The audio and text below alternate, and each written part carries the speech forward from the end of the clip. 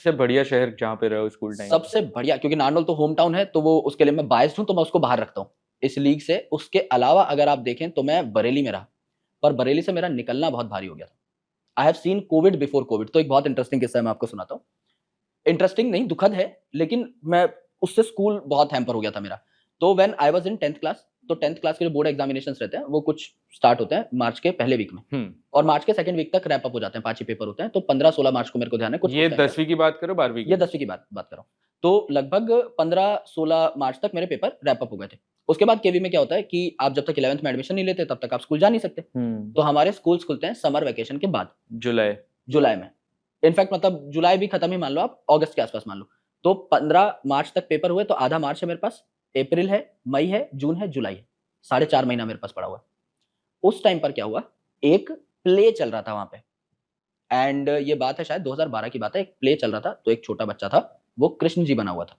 तो वहां पे हिंदू मुस्लिम दंगे बहुत होते थे। ये हम बरेली की बात कर ये रहे हैं। बरेली की बात कर रहे हैं। तो हिंदू मुस्लिम दंगे बहुत होते थे, तो उस बच्चे को काट दिया, अच्छा। काट दिया, टुकड़े कर दिए। तो बदला लेने के लिए, मतलब बच्चा काट दिया, जाहिर सी बात है। ये हम प्ले की बात कर रहे हैं ना अभी? बच्चा प्ले कर रहा था, जैसे आप हो, आप कृष्ण जी बने हुए, मैं आया, मैंने आपको काट दिया सच में। अच्छा। Yes, you are doing your play, you are doing your part, आप कृष्ण जी बने हुए, सच में काट दिया। फिर उसके बाद वहां पे भी फिर आउटरीच स्टार्ट हो गया। तो लड़ाई हुई हिंदू मुस्लिम में, बहुत लंबे टाइम तक लड़ाई हुई। तो मेरे स्कूल खुले कहीं जाके सितंबर में, एंड हम लोग भाग के आए कर्फ्यू से। तो हम फौजी कैंट में रहते थे। तो कर्फ्यू क्या हुआ, पहले तो बहुत दिन तक लगा रहा, स्कूल सारे बंद थे, हम तो कैंट के अंदर ही हमारा स्कूल था, तो हम लोग सेफली जा सकते थे, क्योंकि चारों ओर से फौजी भाई हमको घेर के रखते थे, सिपाही लोग घेर के रखते थे कि कोई अंदर नहीं आ सकता। तो वी वर वेरी सेफ, खाने पीने का सामान भी अंदर आ जा रहा है, तो कैंट के लोगों को कोई बहुत ज्यादा प्रॉब्लम नहीं थी। बस हम बाहर मार्केट में नहीं जा सकते थे, और हम शहर नहीं घूम सकते थे, और हम शहर बदल नहीं सकते थे।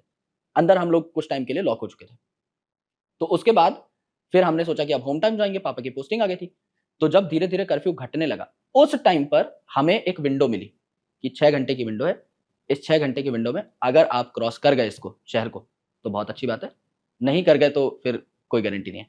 तो हम लोगों ने एक गाड़ी मंगाई, तो उसको टाटा 407, एक बड़ा ट्रक होता है, उसको हम 2.5 टन बोलते हैं यहाँ फौज में, वो ग्रीन पेंट हो रखा होता है, ऊपर हरा आपका समझा। बहुत बड़ा कैनवस लगा रहता है। तो उसमें हमने सामान ठूसा सारा का सारा, और हम फिर नारनौल की तरफ निकल पड़े। एंड 6 घंटे में, मेरे को ध्यान है, हम बहुत बहुत दूर आ गए थे वहां से, एंड तब जाके वी शिफ्ट टू नारनौल।